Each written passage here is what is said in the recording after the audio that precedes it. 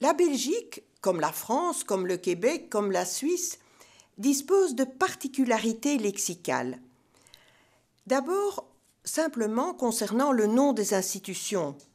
En Belgique, on parle de la Cour constitutionnelle, alors qu'en France, c'est le Conseil constitutionnel.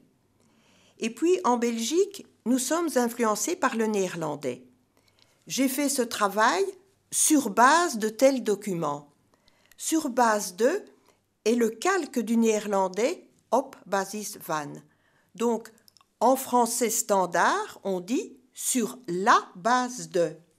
Il est hors cause. En français standard, il est hors de cause.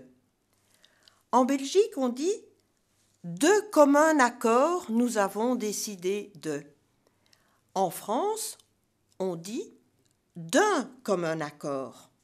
Et même dans les graphies, en Belgique, on entend des intérêts pécuniers, un adjectif qui a été formé sur le modèle de financier. La forme standard de cet adjectif, c'est pécuniaire, A-I-R-E, des intérêts pécuniaires. Les rétroactes, on entame un procès et on va établir les rétroactes. C'est un terme qui est bien formé. Agerer, agir, les actions, rétro, en arrière. C'est tout simplement un mot qui désigne les antécédents. Chef de corps, en Belgique, correspond à chef de juridiction. Détention préventive correspond à détention provisoire, mais on parle aussi de détention préventive en Belgique. Travail en noir pour travail au noir. Et le carnet de mariage, c'est tout simplement en France le livret de famille. Certaines affiches apposées sur la vitrine d'un magasin annoncent un commerce à remettre. Mais remettre ne suppose pas d'argent.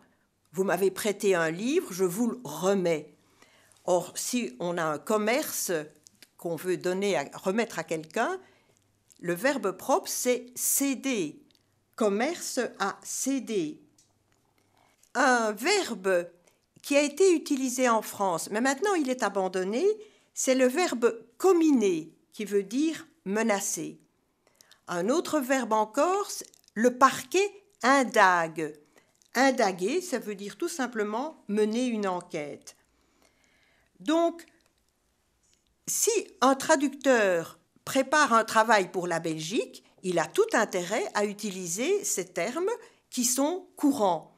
Si le texte est destiné à la francophonie, il vaut mieux utiliser un français standard. Ces particularités lexicales, bien sûr en petit nombre, trouvent leur place à leur ordre alphabétique dans cet ouvrage.